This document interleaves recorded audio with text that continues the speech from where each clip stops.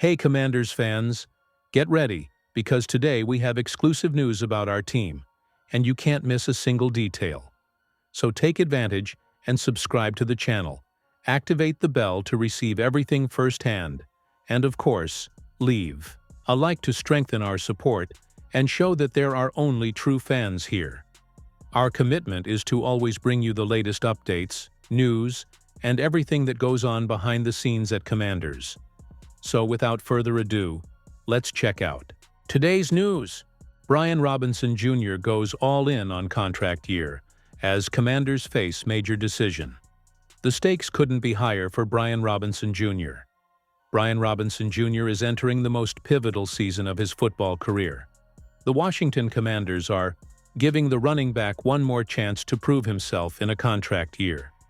His performance will have significant implications, and according to a key member of the Commanders staff, there's an added sense of urgency for the former Alabama standout compared to Washington's early preseason workouts.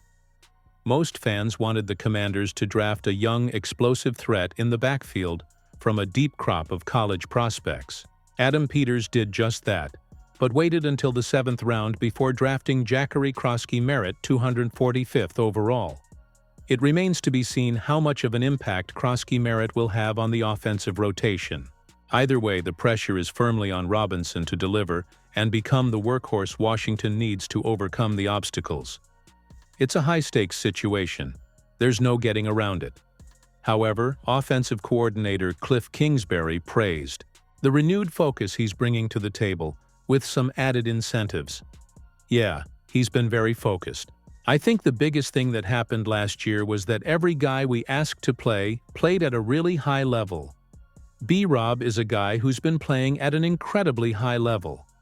I thought at the beginning of the year when he was very healthy, he was what we expected him to be, and the focus this offseason has been great. He knows what this year means to him, and what it can mean to us when he plays at that level. Cliff Kingsbury via NFL.com. The Commanders have 4 running backs in the final years of their respective contracts. Peters will let things play out before making any further moves. It's extremely unlikely that anyone will get an extension early, and whoever gets one needs to earn it. That includes Robinson.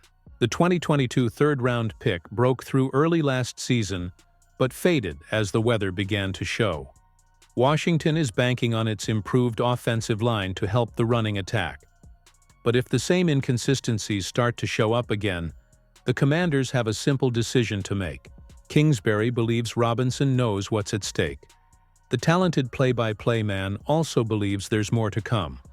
If he's right, another financial commitment from the Commanders is within their means. Robinson is talented, but the time for half measures is over. He needs to deliver over the course of a full campaign. If not, the Commanders will find someone who can. Marshon Lattimore's no-show for Commanders OTAs sends the worst message possible. Marshon Lattimore has a lot to prove in 2025. There are a few notable absences from Phase 3 of the Washington Commanders offseason program.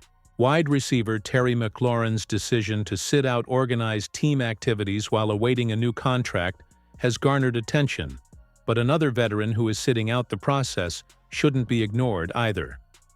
It's worth noting that OTA attendance is voluntary. The Commanders had full attendance last year, as everyone immediately embraced Coach Dan Quinn's culture change. This time around, that wasn't the case, which puts cornerback Marshon Lattimore in the spotlight. Lattimore was acquired by the Commanders via a trade with the New Orleans Saints just before the 2024 deadline. High expectations were expected of the 4-time Pro Bowler, but he never came close to living up to those expectations. Marshon Lattimore sent the wrong message by missing Commanders OT as there were extenuating circumstances. Lattimore came to the Commanders with a hamstring injury that he never recovered from with sufficient effectiveness.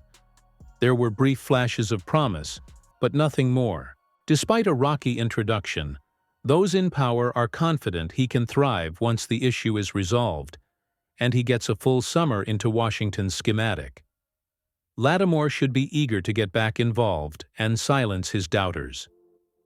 The former first-round Pick has opted to prepare away from the team. Maybe the hamstring injury needs more time. Maybe Lattimore is avoiding the risk of unnecessary damage to the injury with so much on the line in 2025. Maybe he's seeking a new contract that won't come based on last season's efforts. Either way, Lattimore's presence at OTAs would have sent the right message. There's a lot of urgency to step up next season and show the world why he's already been one of the league's best defensive presences on the line.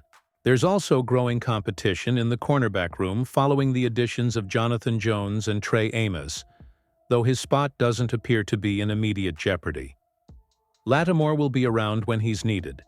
Mandatory minicamp is coming up, so the Ohio State graduate will be in the building for that.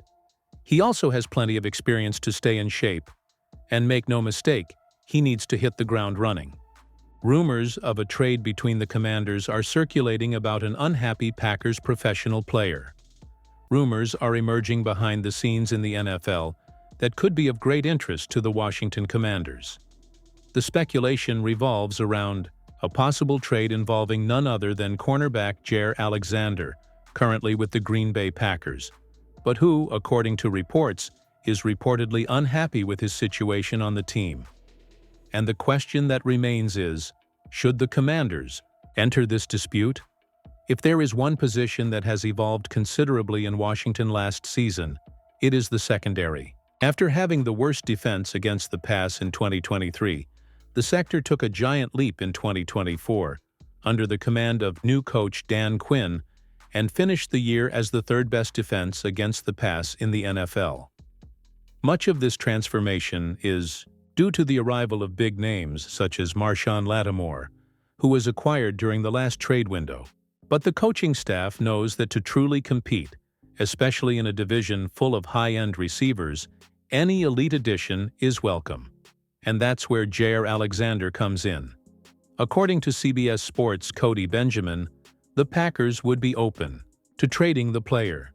Throughout the offseason, the Green Bay Packers have been publicly signaling that a parting with Alexander could happen, Benjamin said.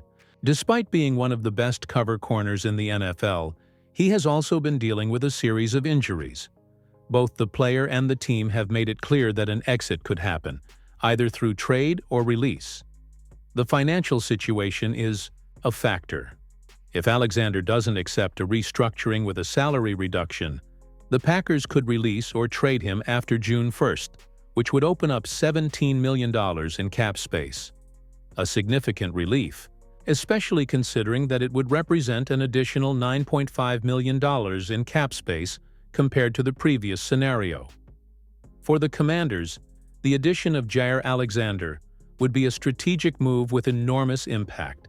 He would form one of the most talented and respected cornerback duos in the NFL alongside Lattimore, something Washington hasn't seen in decades.